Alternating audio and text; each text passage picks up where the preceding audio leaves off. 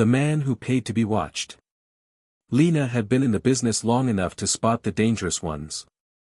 They all had tells, the twitchy hands, the restless eyes, the rehearsed charm that burned off the moment a door closed. She avoided those. Her intuition kept her alive more times than she liked to admit. But the man she met on a drizzly Thursday night had none of the usual red flags. If anything, he seemed harmless. Forgettable face, clean clothes, soft voice. He spoke like someone who'd practiced sounding gentle. He gave her an address, room 403 in an old downtown hotel where the wallpaper peeled like shedding skin. When she knocked, the door opened immediately, as though he'd been standing right behind it. "Thank you for coming," he said. Same soft voice. He stepped back to let her in, but didn't look at her. Not once. Lena noticed the room first, too dark. Every lamp unplugged. Curtains pinned shut with rusted safety pins. The air had the stale chill of a place that hadn't been opened in years. "What do you want tonight?" she asked, already planning how to leave if things felt wrong. He sat in the wooden chair in the center of the room. Perfectly still. "I want you to watch me," he said. Lena frowned. "Watch you do what?" He folded his hands neatly in his lap. "Just watch. Don't speak. Don't touch me. Stay by the door. And keep your eyes open." That was it. No requests. No touching. Just watching. She'd had weirder jobs. This one sounded almost easy. But something about the stillness in his posture made her skin tighten. "How long?" she asked. "Until it happens," he said. She opened her mouth to ask what, but he lifted a finger, not rudely, not threateningly, just softly, and she fell quiet. So she leaned against the door, arms crossed, and watched him sit in the dark. At first, nothing happened. 5 minutes. 10. 15. The man didn't blink. Didn't shift. His breathing was so steady it barely made a sound. Then Lena felt it. A change in the air pressure. Like someone else had entered the room without opening the door. The temperature dropped, brushing cold fingers along her spine. The man's eyes moved first, flicking upward, toward the corner of the ceiling behind her. His lips parted slightly, as if he were seeing someone he'd been waiting for. Lena turned. No one there. But the shadows had thickened, pooling unnaturally, as though gathering weight. The man spoke softly, almost reverently. "They come for me every few nights. They don't always show themselves, but they always check if I'm alone." He smiled, thin and trembling. "Tonight they'll see. I'm not." Lena's pulse kicked. "Look," she said, reaching for the doorknob, "whatever this is. Don't open it." His voice cracked like a snapped bone. Then the knob moved. Something pulled it from the other side. The door shuddered in her grip, like a dog tugging at a leash. But there were no footsteps in the hallway. No voices. Just a low, rhythmic scraping, metal against metal, as though nails were dragging across the outside of the door. "I told you," the man whispered. "They always check." Lena backed away fast, heart pounding. The man finally stood. Slowly. Too slowly. As if every joint in his body resisted movement. "They don't want me to leave this room," he said. "But they're curious about you." He turned toward her then, the first time he'd looked at her directly, and she felt something twist in her stomach. His pupils were blown wide, swallowing nearly all the color. And he looked terrified. "Did you feel them yet?" he whispered. "That's how it starts. A hand on the doorknob. A breath down your neck. You don't see them until they've decided who they want." Suddenly the scraping stopped. The room went horribly still. Lena took one step toward the door, and froze. A shape pressed against the wallpaper beside her. A bulge, slow and deliberate, as if something inside the wall were leaning its weight against the plaster. Then another bulge formed. Higher. Human-shaped. Head height. The man backed into the far corner, shaking. "They follow anyone who sees them," he said. "I'm sorry. I needed someone else to look so they'd stop watching me." Lena reached the door and twisted the lock with shaking fingers. It opened too easily this time, the hallway empty, silent. She ran. Didn't take the elevator. Didn't look back. That was 2 weeks ago. She's been hearing things since the third night. Light taps behind her apartment walls. A slow shifting under the floorboards. The soft scrape of a nail tracing the wood beside her bed. Last night, her doorknob moved. Tonight, something whispered her name from inside her closet, the same soft voice the man had used the first time he spoke to her. Not gentle anymore. Just patient. Waiting. Second story. The last confession of Officer Hale. I'm not supposed to talk about the tunnel.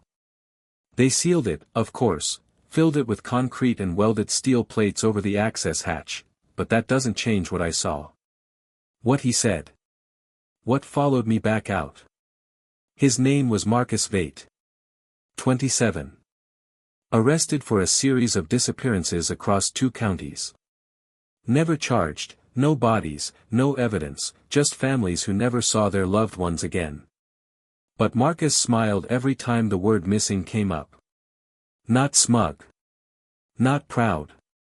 More like he was remembering something pleasant.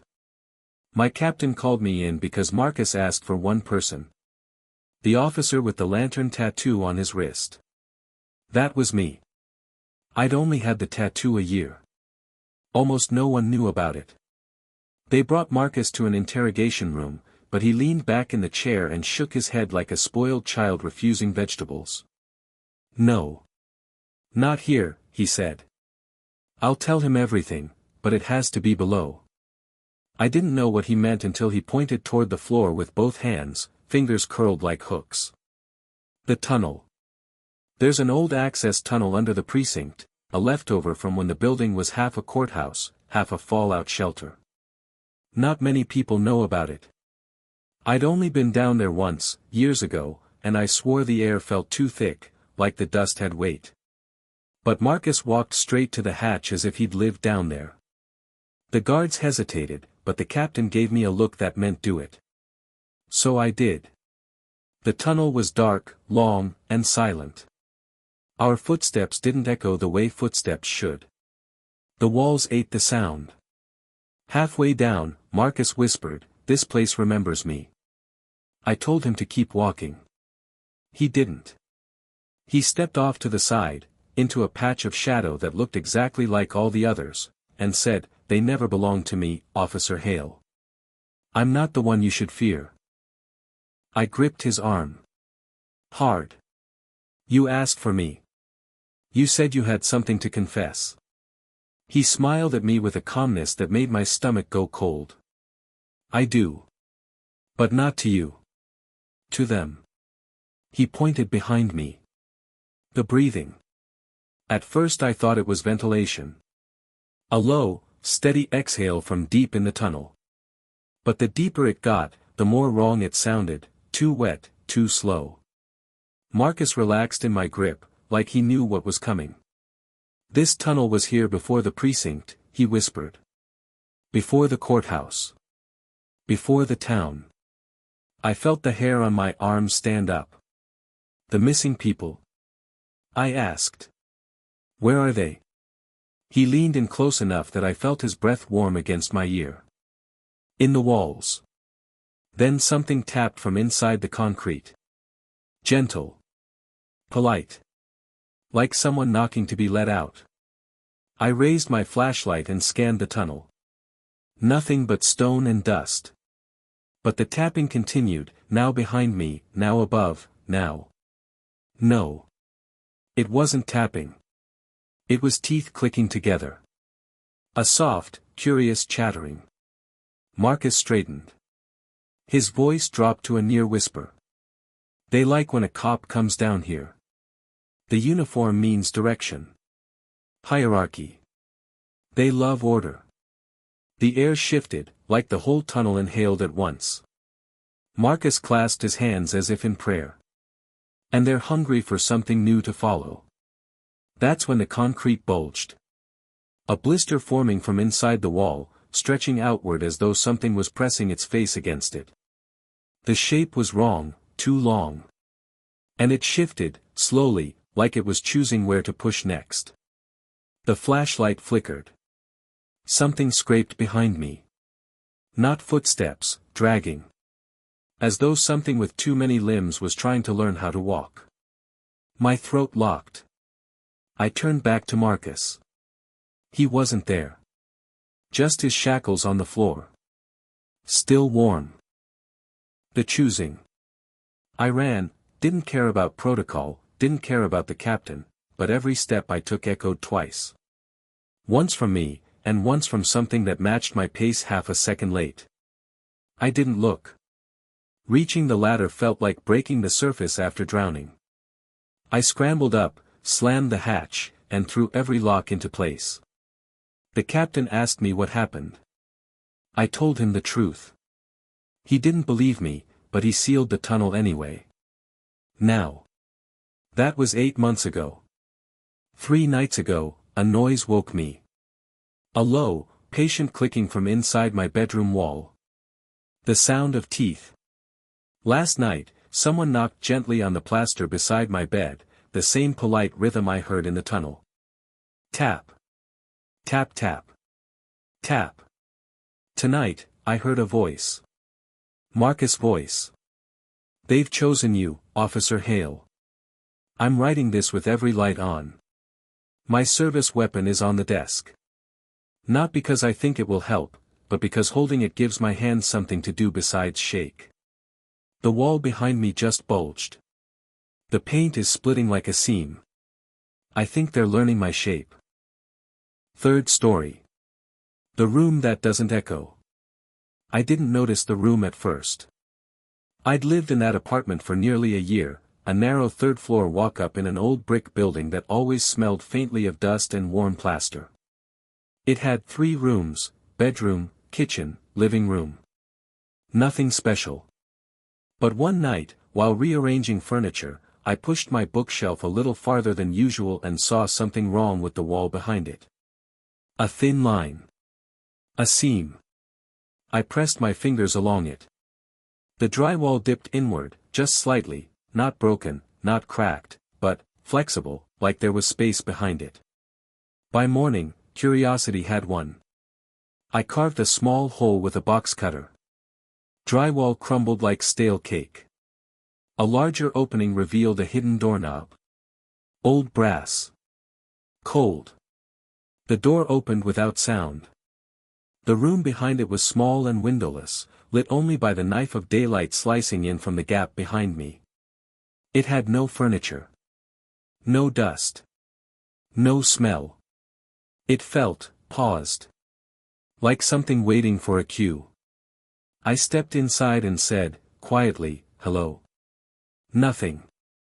But not the normal kind of nothing. There was no echo. I tested it again. Hello. No bounce. No resonance. My voice just ended, as if the air swallowed it whole. I backed out, closed the door, pushed the bookshelf over it, and told myself I'd dreamed the whole thing. But that night, I heard a knock from behind the wall. Just one. A dull, thoughtful tap. I froze in bed. The room stayed silent for a full minute before a second knock came, softer this time, like someone leaning their head against the wall and tapping with the side of their fist. I didn't sleep. The next morning, the floor near the bookshelf was cold to the touch. The rest of the apartment was warm. By the third night, the knocking wasn't a sound anymore. It felt like something patting the air itself. A shifting pressure, nudging outward, as if the room behind the wall were breathing. I finally unblocked the door at 2:14 a.m., sick with a mix of fear and curiosity. The metal knob was warm now, almost human warm. When I opened the door, the room was different. Someone had painted something on the far wall. Dozens of thin, vertical lines, like tally marks, arranged in clusters. Some crossed out. Some smudged beyond recognition. The smell of wet paint hung in the air, though the streaks were bone dry. I tried speaking again. "Is someone here?" Still no echo, but this time, I heard breathing. Not overlapping mine. Not matching it. Just, present. Slow. Patient. Right behind me. I spun around, but the doorway was empty. The hall light seeped weakly into the room, and in that dimness the tally marks seemed to shift, narrowing, tightening, aligning into rough, almost letter-like shapes. Words that I almost understood.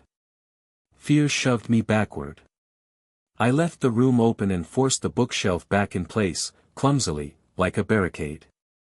At dawn, I packed my things. By noon, I left the key on the kitchen counter and walked out without looking back. I've been gone for 6 months. Last week, a letter arrived. No return address. Inside was a single sheet of paper, heavy and yellowed. On it, 77 days. Below it, in smaller writing. That's how long the room can go without someone in it. And at the bottom, in handwriting that looked eerily like mine. It remembers you now. It wants you back. It echoes for you.